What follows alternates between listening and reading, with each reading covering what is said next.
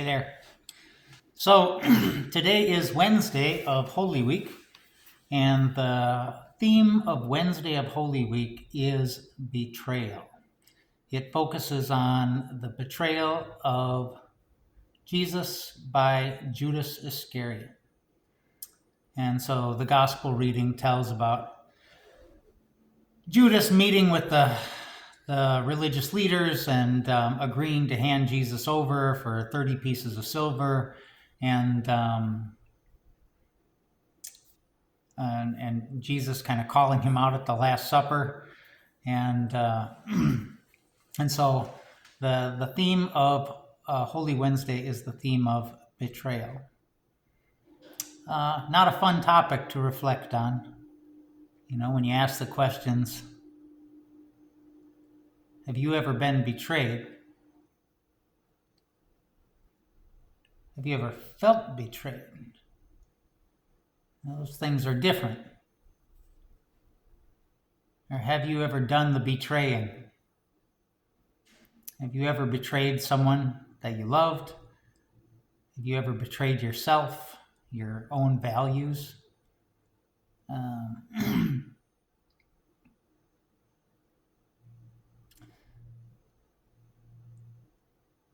There's a great quote that I came across. It said, the hardest thing about betrayal is that it can only come from your friends.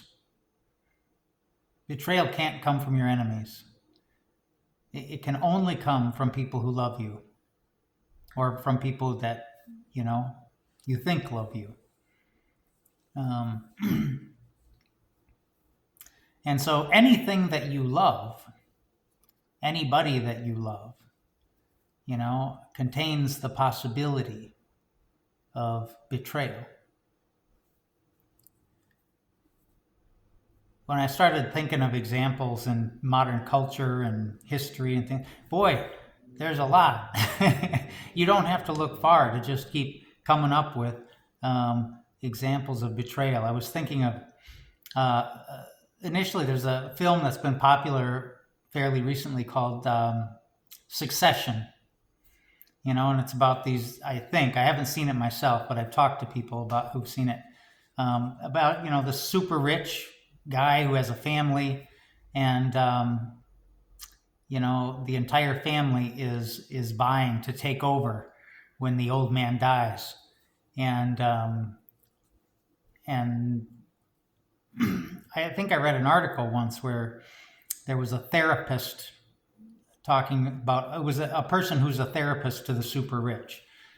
And he was talking about how the feelings involved in that film, in the series Succession, were absolutely true. The people at the top of the social hierarchy are living in constant fear, not of their enemies. Their enemies can't touch them, but it's their friends they got to worry about. The saying, hold your enemies close, but hold your friends closer. I was also recently came across I guess it was an article. They were talking about a reboot of The Facts of Life. I don't know if you ever remember that. It was a sitcom from the 80s, I believe. About these 4 girls in a boarding school, and they were going to do a reboot, and then all of a sudden, it fell apart. And one of the actors, kind of spilled the beans about why it fell apart from her perspective. And it was because one of the other actors was trying to cut a separate deal for herself. And everyone else felt betrayed. And so the deal fell apart. Or Prince Harry, right? Prince Harry writes a book called The Spare. There's the heir, who's Prince William, and there's the spare, who is Harry. And so he writes this book, kind of a tell-all book about the monarchy. And the rest of the family feels betrayed. That he didn't like being the spare, obviously, and he wants some of the spotlight. Betrayal is enshrined in our history. We talk about Benedict Arnold. I was reading a little bit about Benedict Arnold today, thinking about this. I didn't know much about him, except that he was a known traitor. But he was, he rose to the ranks of general during the Revolutionary War. And he was a very good friend and confidant of George Washington and Alexander Hamilton. And he ended up selling them out. They trusted him. They trusted him with some important responsibilities. And he defected to the English. But what I didn't know was kind of the backstory about why that had happened. And it was a number of factors that kind of coalesced. One is that he married his second wife, who was this, very young, very pretty woman who was from a family with loyalist tendencies. They were really on the side of the British, and so as he gets more into this relationship and with this family, he's influenced by them. He wants to make a good impression on them, and they feel they have his ear and they can trust him with things. And at the same time, his career as a general is starting to falter. He's passed over for promotions and positions that he felt he deserved. And so there's this kind of like convergence of different forces that end up pushing him, to betray his old friends and his once beloved country. I went to hear a talk by Sister Helen Prejean one time. She's the death penalty abolishment advocate. She wants to see the death penalty abolished. And, she was talking about just all the different ways that the death penalty is horrific and messed up. And, she'll say if two people are involved in a crime where somebody is killed,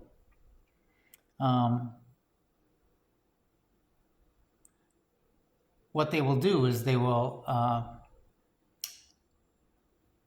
enable one person to escape the death penalty if they will betray the other.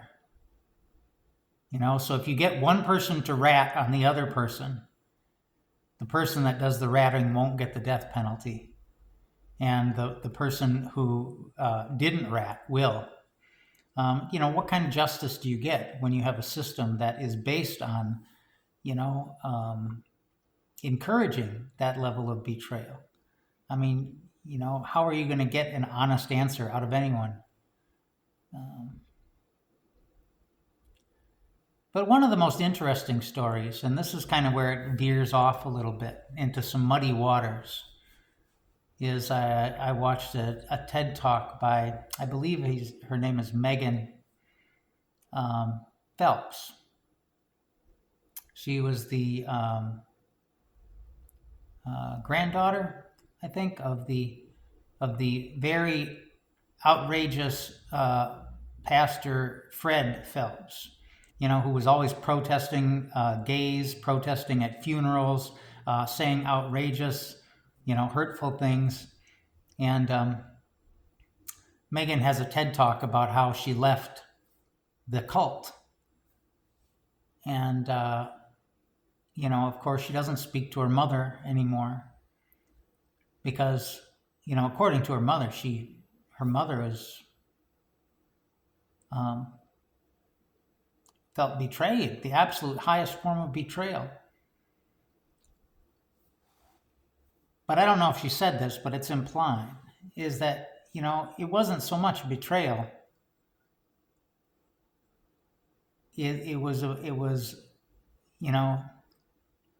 to not leave the cult was a betrayal of what she was growing to know to be true on the inside.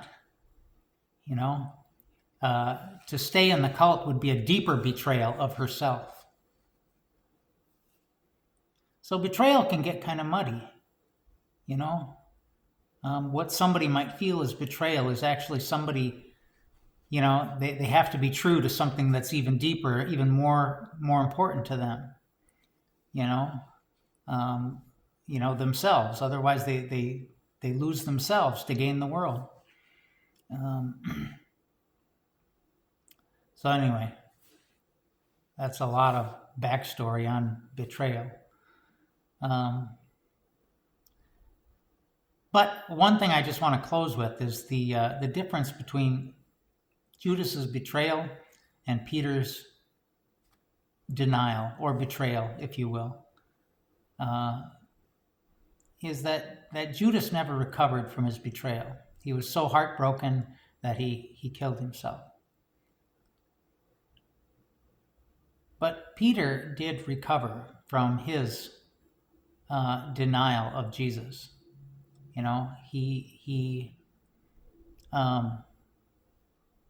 His remorse wasn't fatal. And that very remorse became the foundation of his new commitment. And he becomes the primary disciple, the one to whom the keys of the kingdom are handed, the one who denied that he even knew Jesus, because that betrayal had the potential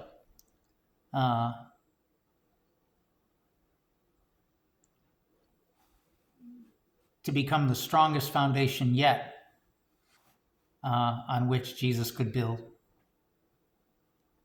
See you tomorrow.